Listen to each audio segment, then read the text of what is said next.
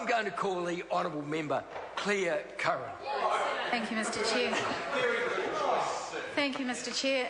Notwithstanding what the Minister has said, just said to the House about the reason for this bill's delay in being brought back to the House, I do think it is rather ironic and should be pointed out that this government has had a constant refrain of deriding opposition parties which have called for inquiries on various important matters over the last 4.5 years.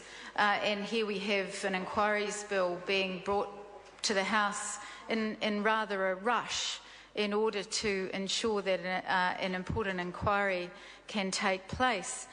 So I do, and the other point to be made following on from what the Minister said is that, it would be quite good to see a list of those lessons that have been learnt from the Royal Commissions that have been undertaken that actually that we are seeing as being included as a part of this bill.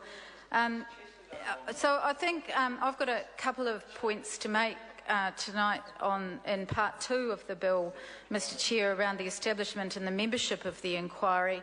I think it's, I just want to make the point as to this bill being brought before the House does actually include, and it's important also to remember that it was originally a Labour bill, that it does provide for the establishment of both public and government inquiries. And I want to talk a little bit about some of the principles that can lie behind, particularly the public inquiries, and what what that can mean in terms of the evolution of inquiries carried out through this Parliament in New Zealand. There are some very important principles, and I know that the Minister actually just alluded to the amendment which has been put forward by my colleague Trevor Mallard, which will be discussed, I'm sure, as we go through this committee process, around the principle of open justice and why that is so important as a principle for allowing the public of New Zealand to get a sense and build more trust in government and the way that particularly inquiries take place. I want to talk a little bit about that principle because I went and did a little bit of work on looking at where that principle came from. And it goes back even further than, but certainly from the 6th of July 1189, which was the date that King Richard I's succession to the throne occurred, and also around his father, King Henry II, whom he succeeded, which is a common law principle which stretches back to the very beginning part of common law. And there was an interesting speech given in the UK around a vision for open justice in the 21st century a couple of years ago, which I thought I might allude to here. And, well, no, it wasn't Richard I, actually. It was a Lord Neuberger. And what he talked about was that in the era of television, the internet and social media, that the workings of every institution were exposed to far more public opinion than before, and that with greater scrutiny comes the need to adapt and evolve. And I think we all know that, and we probably all agree with that. But that the law is no different. Now, his principles around open justice were referred to the court process, but these principles can also be applied to the inquiry process, and I think they are important to note because the perception is, and I certainly think that applies to Parliament as well, that the law is frequently out of touch with society. So the principle of open justice allows the principle that where democracy requires that justice not only be done but is seen to be done.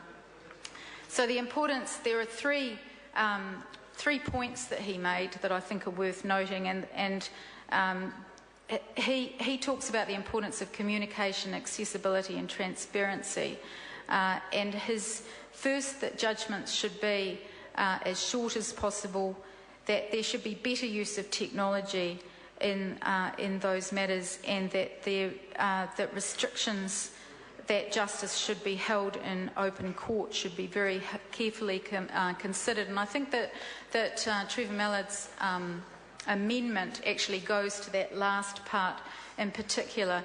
And when you think about the sorts of inquiries that should have been being held, Mr. Chair, Honourable Member Claire Curran. Thank you, Mr. Chair. In the last 4.5 years of this Parliament, of which there are many, and of which I won't dwell on all of them, there is a particular issue which is of interest and has been of interest for a number of months, in fact several years, and that is the issue of electronic data safety and privacy issues, which do relate to Part 2 of the bill and the establishment and membership of the inquiry, because and I think there is a private members bill before this House which proposes to create a special commission of inquiry into all of the privacy breaches that have happened well, that actually happens to be in my name, Mr. Mallard. But it is a very serious issue. I think that every member in this House would say that this is a serious issue. How we propose to deal with it has been perhaps at odds between the different sides of the House.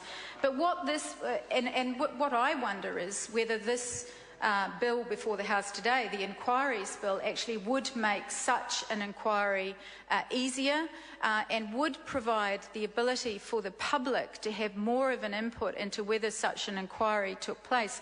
That inquiry, in terms of its membership, is proposed to consist of 3 members, which would be appointed by a special commission by the Governor-General, which on the nomination of a minister.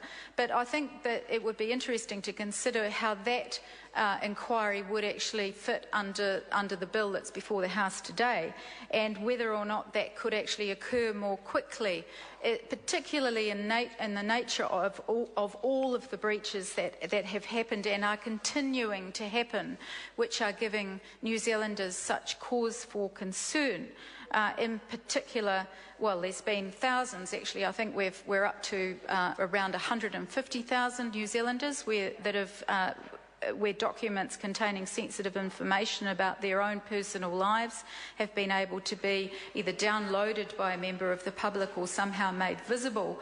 And those include things like medical invoices about children and the care of SIFs, around ACC breaches, IRD breaches, breaches that have exposed holes in the Ministry of Justice's website, further work and income breaches.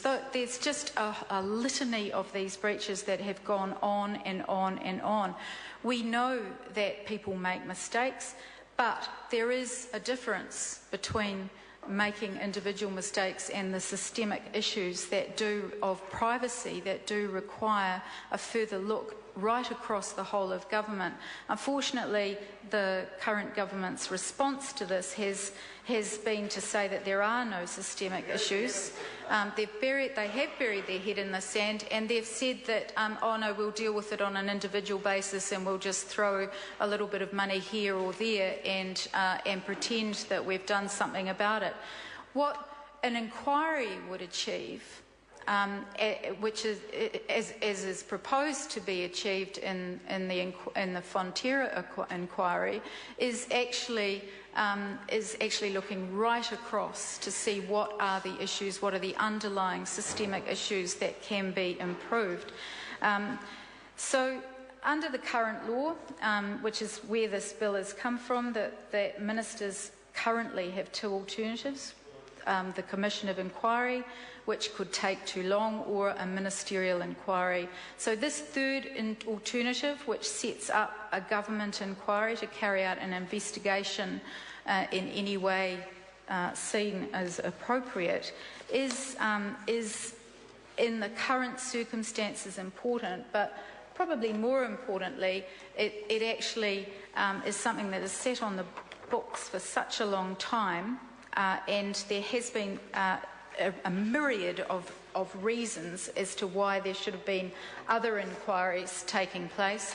Unfortunately, many of those haven't, and are sitting there as issues that the public remain extremely concerned about. We believe that anything that casts sunlight on issues of importance should be supported. 3 to pick from, eh? I'll have to go for seniority. So in that case, I'd like to call the Honourable Trevor Merrill.